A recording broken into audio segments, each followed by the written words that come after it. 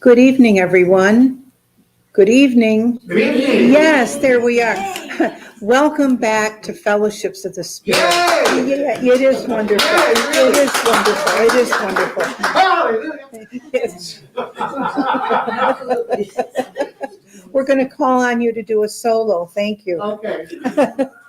Welcome back, everybody. It is wonderful. You know, with all of our worldly situations and personal situations, there were many people that were ill, and some people even transitioned during this time. So we remember all of those in our service tonight, but we also especially welcome that we can begin again on a monthly basis from May until August. The first Sunday of every month, we will have a live service here. If you can't make the live service, please join us on Zoom, because we will also be there for you. So I'm going to ask you if you would kindly, I hope you got your little hymnals. If you would stand, and we'll have an opening prayer, and then we'll remain standing while we sing Home Again. And Home Again is, I believe, found on page 9 of the hymnals. Divine Essence, Spirit of God, we are blessed to gather in fellowship and love and in unison to celebrate the Spirit of life and the blessings that we each hold in our hearts. We listen, we learn, we share, and then we are blessed, blessing the good as we invite the beauty of Spirit to renew us, to uplift us, and to help us in all and beautiful ways as we help ourselves and others. We thank you for the opportunity of our renewal and to gather once again. Thank you, God, angels, guides, and teachers. Amen. Amen. Now, we're going to sing page 9, Home Again. All of you put your little singing voices on.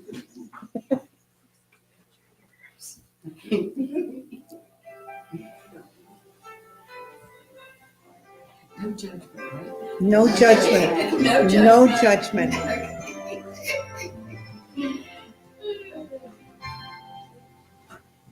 There's a road I've been down before. I can see the light in an open door. I find the courage to step through. I find the wisdom I once knew. I'll be home again, back where I've always been.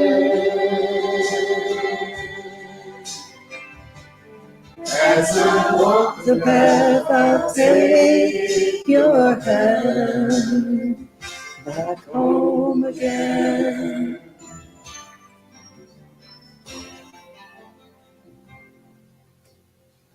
As we lessons will be learned, as we change ourselves, we'll change the world. We'll find the answer is love. We'll find together we are one. I'll be home again, back where we've always been. As we walk the path, we'll take your hand.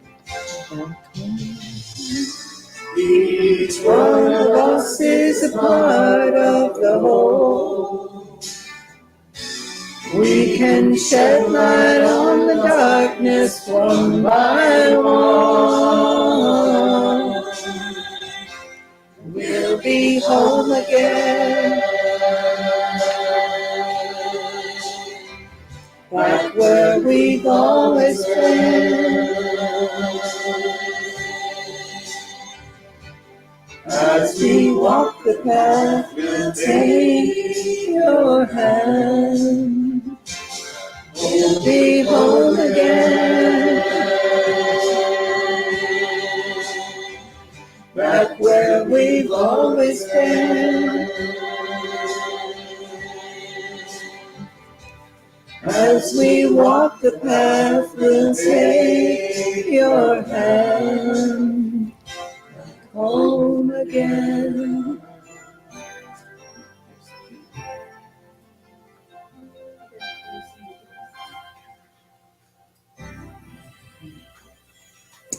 Well, for our first regathering, I would say you did mighty, mighty fine. Please be seated. Please be seated.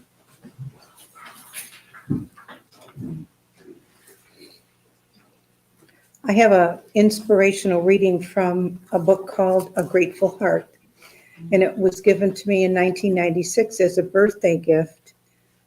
And I thought, that was a long time ago. Why haven't I read this? So I started reading it, and I couldn't put it down.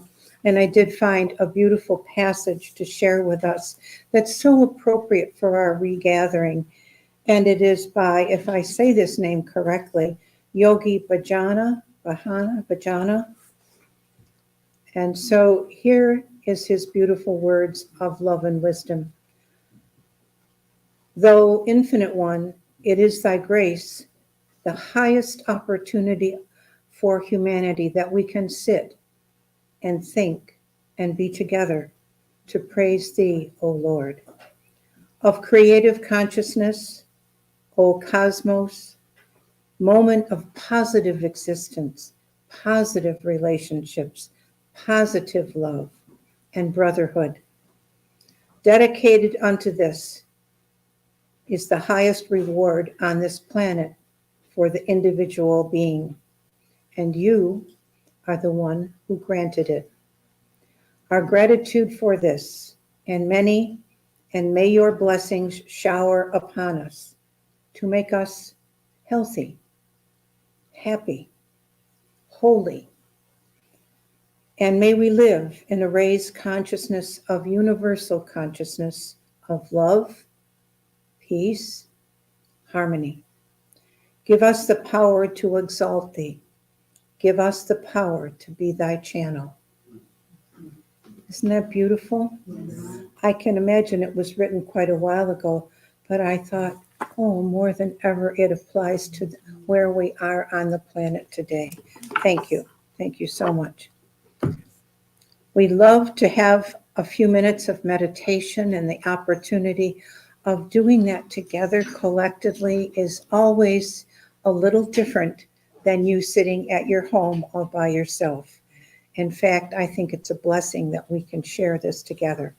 So perhaps you get comfortable in your chair, put your feet on the floor, whatever works for you. If you need a little covering, some of the ladies with their shawls and scarves, and just breathing in and breathing out a few especially directed breaths of breathing in a full deep breath, letting it fill your lung, and then exhaling and letting out anything that no longer serves you. You don't even need to know what it is. And again, breathing in the new. And breathing out.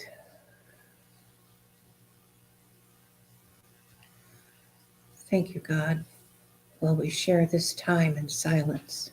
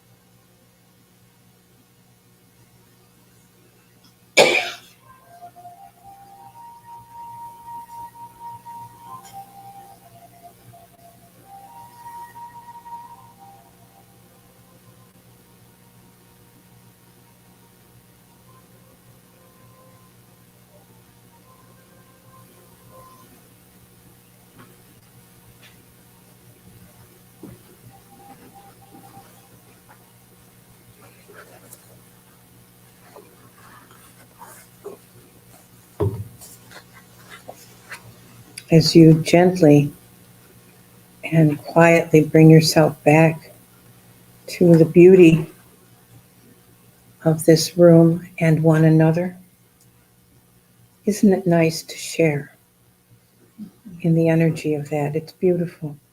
And I know many of you probably have the opportunity to meditate at your own time in your own place, but with a group, it certainly changes the energy of it. Just a little quote from this book about what we just experienced. It says, "Tonight, let us honor silence, the perennial flow of language interrupted by words, as Ramana Maharishi calls it. May we respect the need for silence in our lives." And the last sentence is so powerful. We forget that because we get so busy. So may we respect the need for silence in our lives. And then I say with family and friends, and the silence that they may need also. Thank you.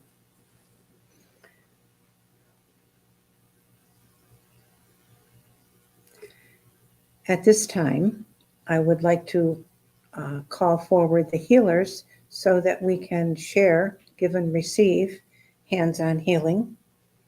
And that would be, I think the list is in the back.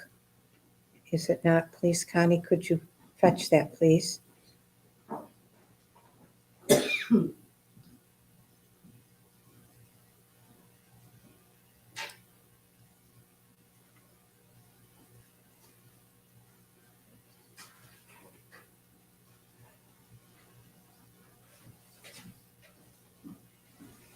Thank you.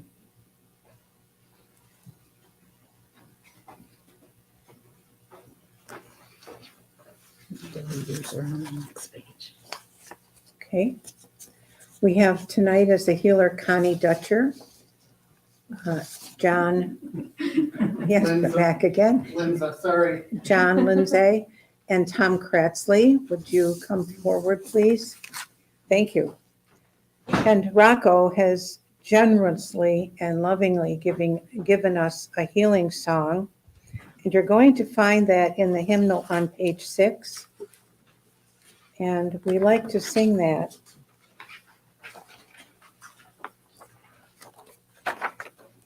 to just prepare for the healing energy.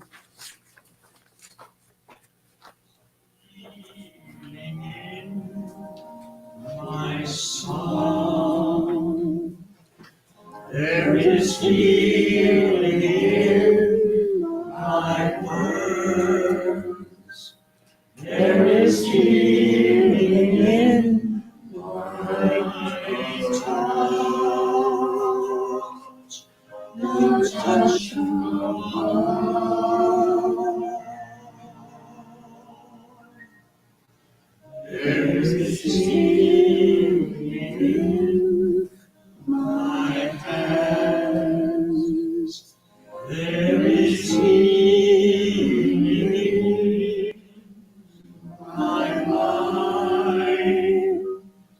There is healing in my heart. For God is healing me. I would invite you to come and share spiritual healing. Tom, Connie, and John.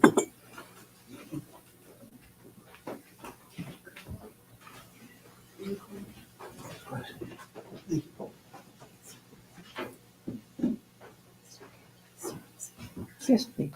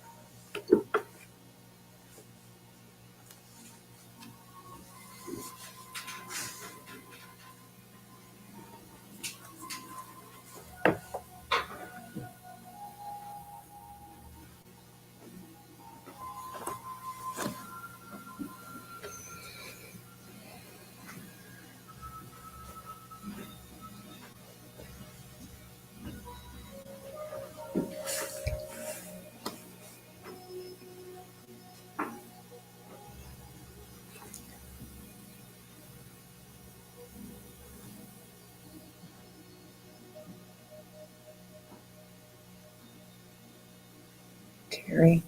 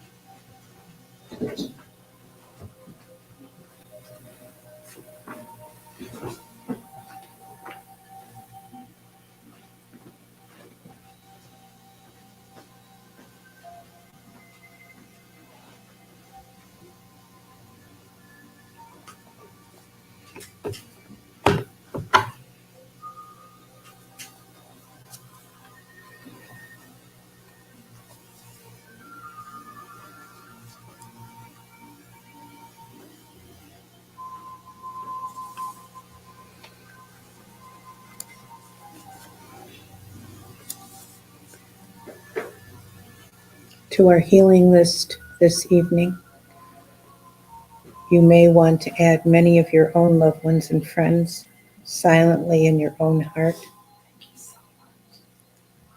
For the healing list here this evening, Beulah, John, Kathy, Joyce, Dorothy, Jenny, Marty Hughes, Garrett, Paula Swanson,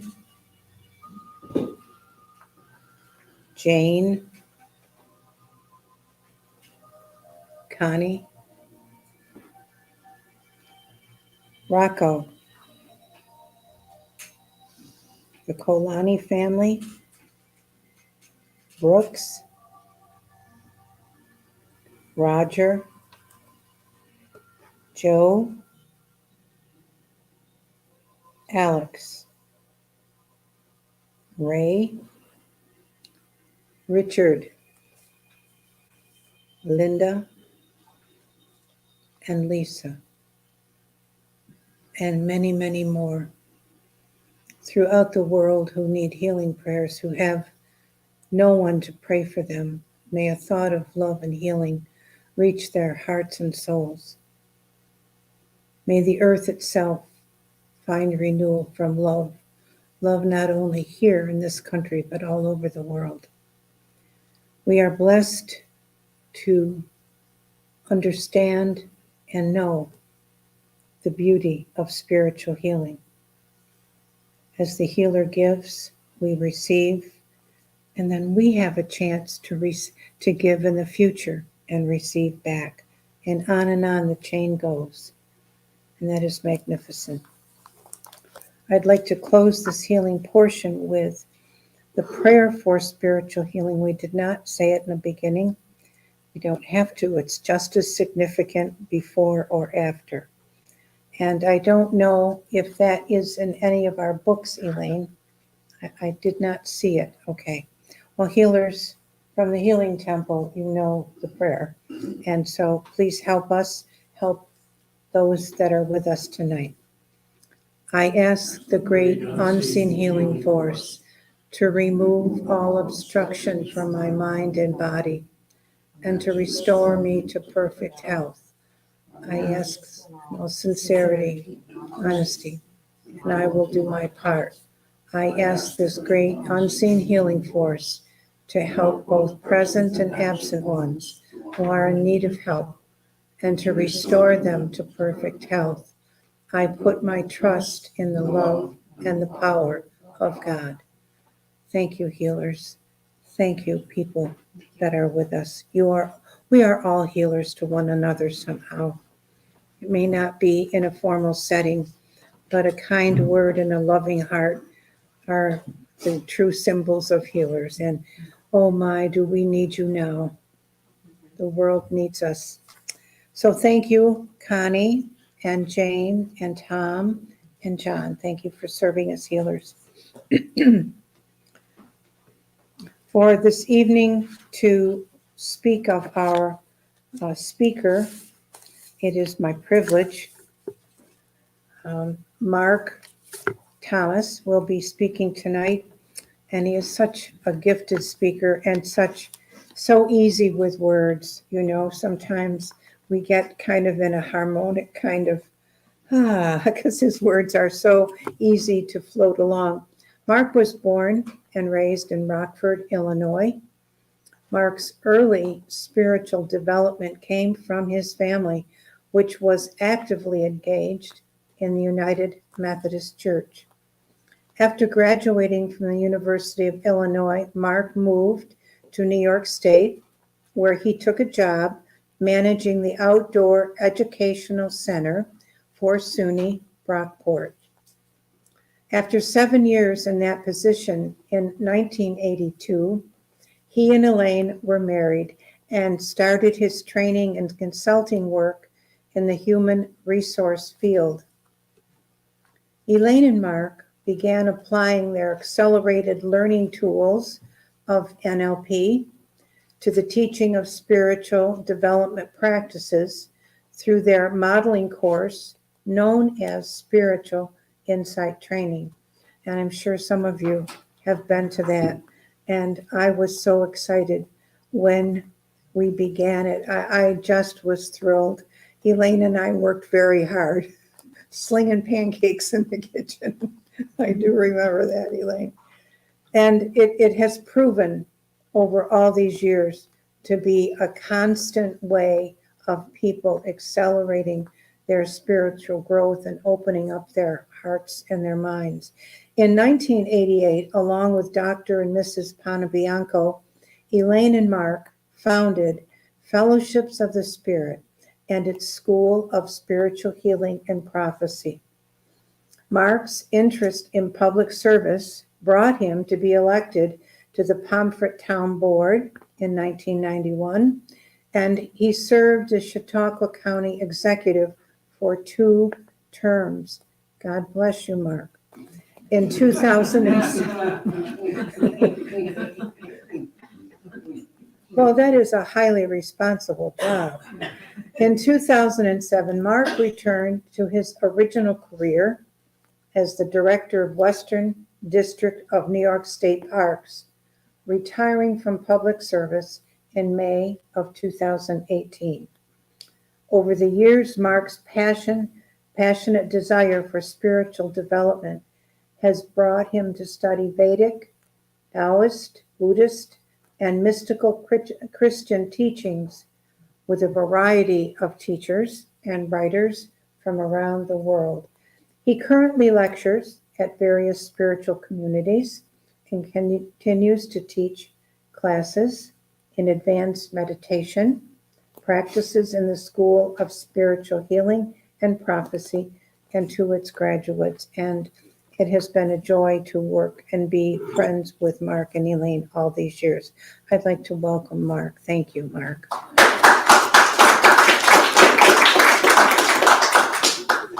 Thank you, Barbara. Thank you very much. And it's so good to see everybody here this evening. We're back.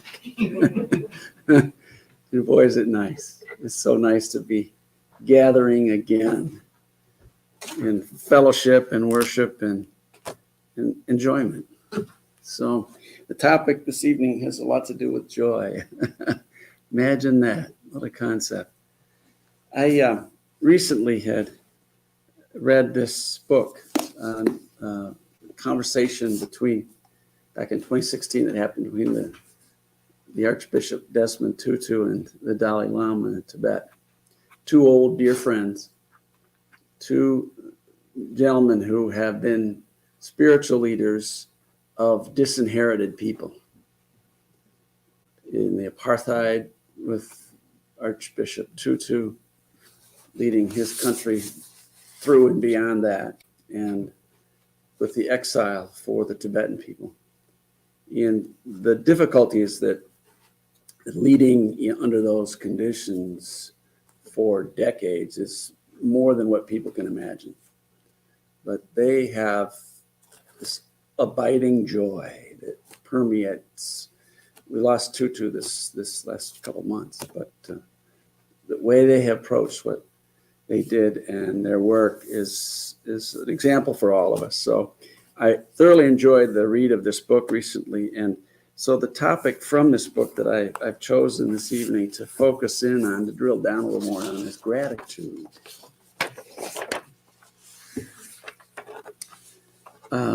And the title of the talk this evening is Gratitude, Going Beyond Acceptance of Reality into Embracing Life.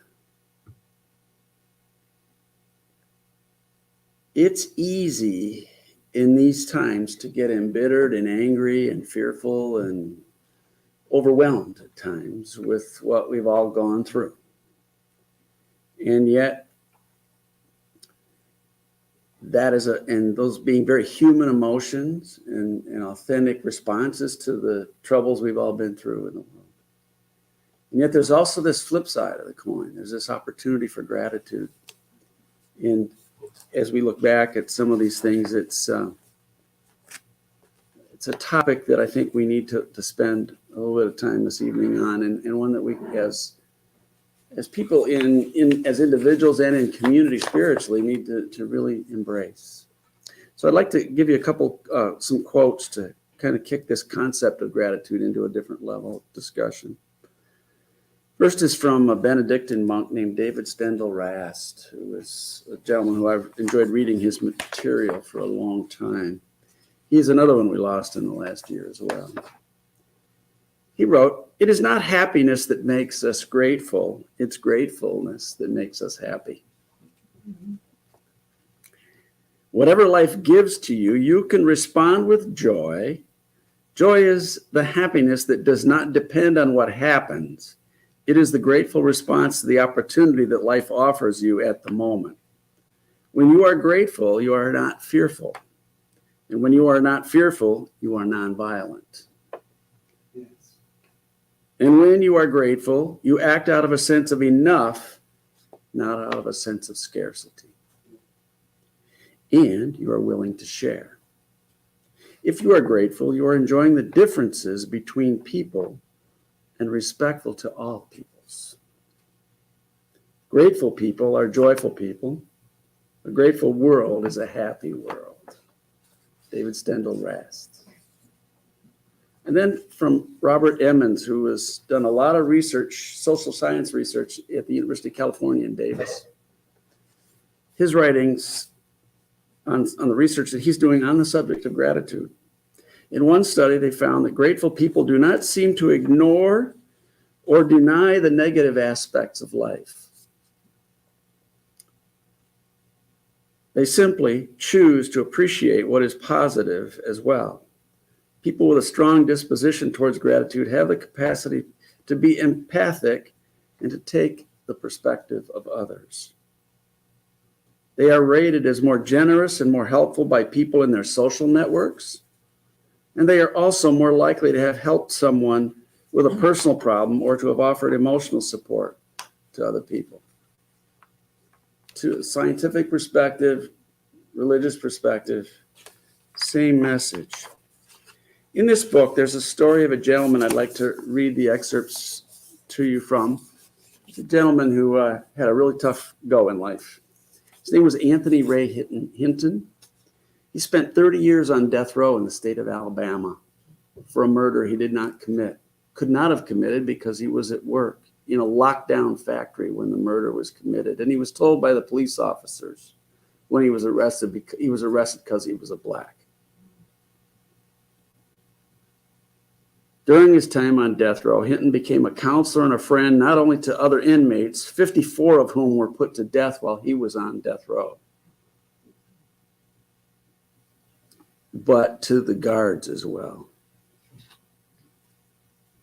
who begged Hinton's attorneys to get him out of there. when a unanimous Supreme Court decision came down, he was allowed to go free 30 years later. One does not know the value of freedom until it's been taken away, he said. People run out of the rain. I run into the rain. How can anything that falls from heaven be not so precious? Having missed the rain for so many years, I'm just grateful for every drop, just to feel it on my face. When Hinton was interviewed on 60 Minutes,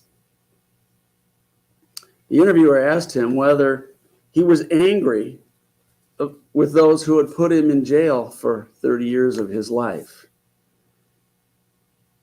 He said no, that he'd forgiven the people who had done that to him. And the interviewer incredulously asked, they took 30 years of your life. How can you not be angry? And he said, if I'm angry and unforgiving, they will take the rest of my life as well. They'll take the rest of my life as well. Hinton is a powerful example of how to respond with joy in difficult situations. He says, the world didn't give you your joy. The world can't take it away from you. When you can let people come into your life and destroy it, but I refuse to let anyone take my joy. I get up in the morning and I don't need anyone to make me laugh. I'm going to laugh on my own. I have been blessed to see another day, and when you are blessed to see another day, that should automatically give us joy.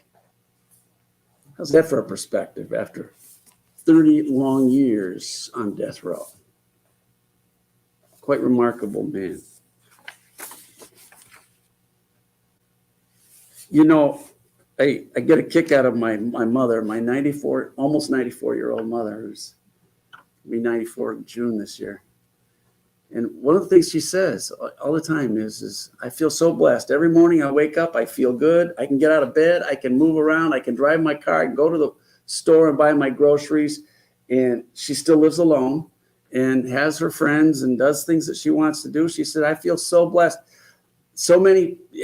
Mom has lost 3 sets of generations of friends to death already at 94, almost 94 years of age. I mean, dear friends the parents of kids my age, plus other layers of friendships she's lost because these people are gone and she's still swinging. She was swinging tennis rackets till she was 90. I mean, it's remarkable, but she wakes up with this framework every day. It's, I feel blessed. I am blessed to be here. I am blessed to have the body I have and what mind she has. It's been a struggle of late quite a bit, but she's still with it and she's still on her own and can still take care of herself and live alone. And it's pretty remarkable when you think about that, all that she's lived through. And so when I look at this last several years, and I know a lot of people, include some of you, have gone through some really tough things with the COVID situation and all that has meant to our world that we live in. And some people have weathered this storm fairly well, and others have not. We've lost some folks. We lost Linda Scholl out of this congregation, who used to sit right back where Connie's sitting right now, who took care of our fellowship hour every week for years here at this church. We lost her during this time. We couldn't come together and celebrate her life. And there's a sadness about that, but there's also a joy.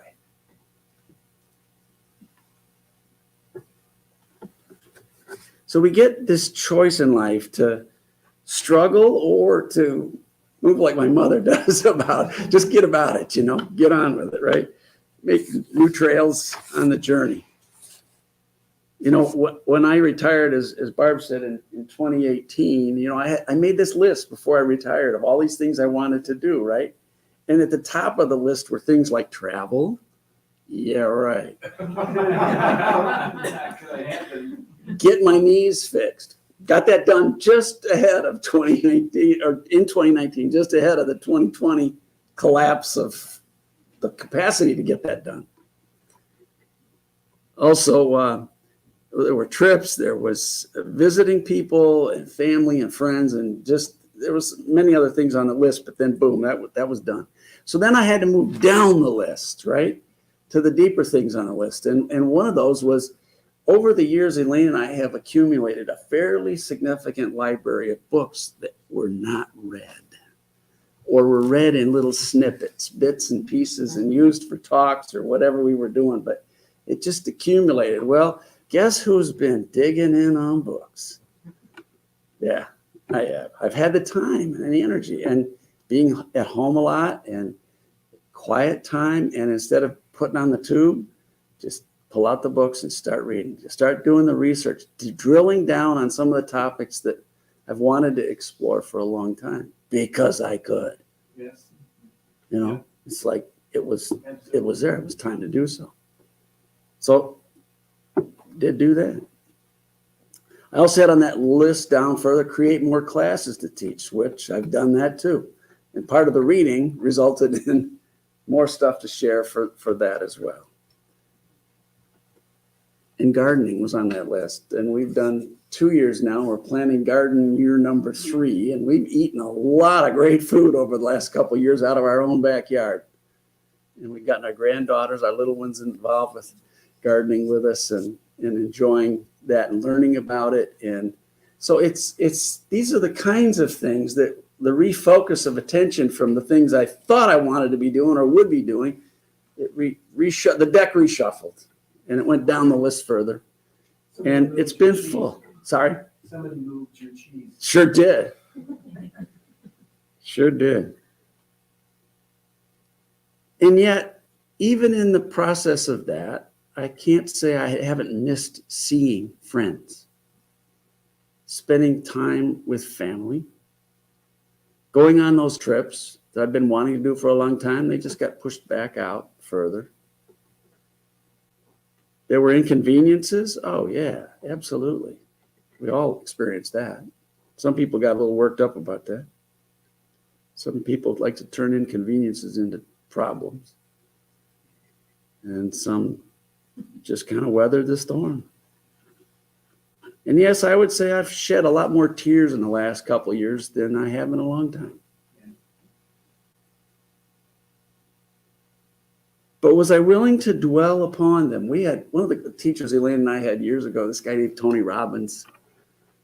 He used to teach us this thing, and we thought it was good at the time, but it's been really great over the last couple of years. And that's just, if you're feeling down, if you're feeling depressed, or you're feeling angry or afraid or whatever, allow yourself a time. Set a clock. Set a timer. Allow yourself an hour, 3 hours, 3 days, a month, whatever you need to do of that emotion, whatever you need to do. Allow yourself that time to feel it, do it, get at it, but then it's over and you move on. And so I can't help but say we've done that more than once during the last 2 years.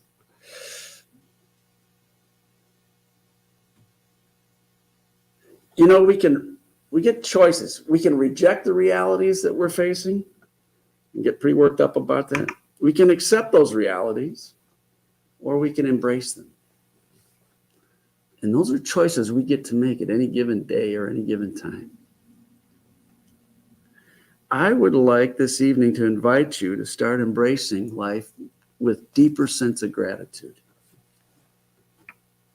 because it transforms. I've noticed for myself how critical that has been, and I noticed how this book just reflected so much of the things I've been feeling with this. So one of the things I want to invite you to do is stop looking for things to go, quote unquote, back to normal. We don't go back, we go forward. And there was no normal except on your washing machine. We all got that setting, right? Yeah. That setting works quite well, normal, but in life, there's no such thing. It's a fantasy, and going backward just isn't anything we do. We got to go forwards. Starting by appreciating the blessings you have and You know, one of the things that is so special about joy, not joy that's stimulated by things outside of us, but just because we can go inside and feel that joy, just like Hinton was talking about. Doesn't matter what somebody else does. It matters how I do. We've got a well of joy inside of us that's so deep that if we draw off from it, it just keeps coming up with more. We'll never run out of it. So why wouldn't we just keep spooning it out or bucketing it out and feeling it and passing it around? And gratitude is the same way. It's another one of those deep wells inside. If we draw from it, it never runs out. And just keep passing it out. Feeling it ourselves and passing it on. Here's another one. Sometimes the awfulest things happen to us, and yet we're blessed by them. Some of those things can be blessings. And sometimes we can't figure that out until we're past it. We're way beyond it, and we realize what it taught us or what it gave us instead of just what it took from us. Looking for those blessings and having gratitude about those things, even when things weren't good. And there were a lot of times where it weren't good.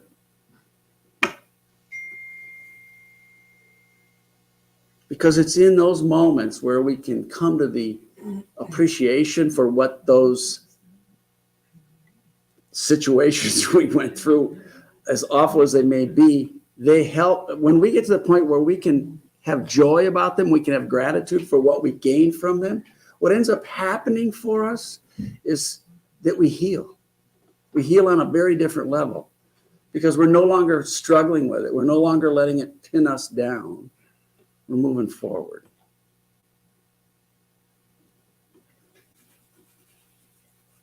And then the other thing, that's also about looking at how we heal from things from our past, but there's also the blessings about what's in front of us and being grateful for what we've got, like mom does when she gets up in the morning. I got a body that's working. I got a brain that's working. I can go do this. I can do that. I can do this. I can do that.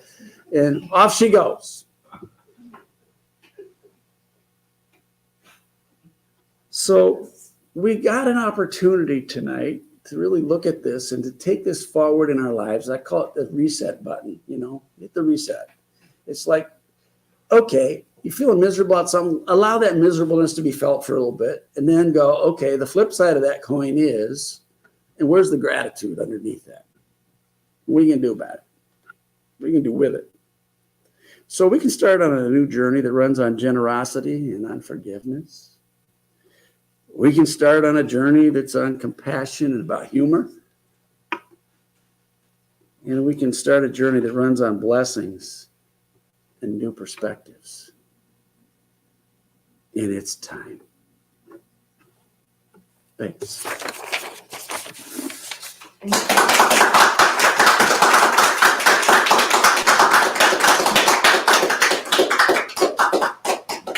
Thank you.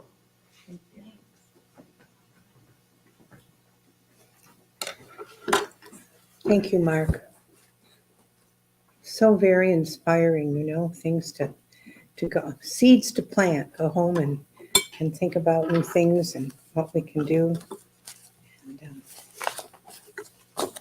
through this period of the last couple of years, many things have been very heavy. And it has affected all of us. But when then we hear what messages like Mark has just relayed to us, it reminds us that it's not lost. We just put it aside. And that's beautiful. Thank you so much, Mark.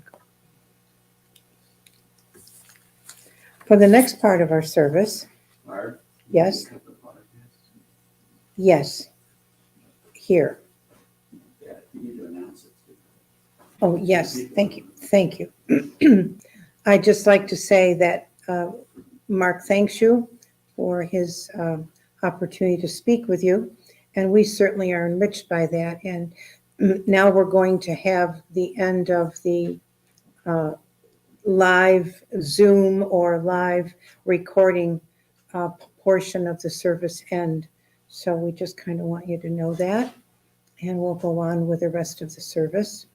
And we thank you for that. people get to benefit, I think about all the people that are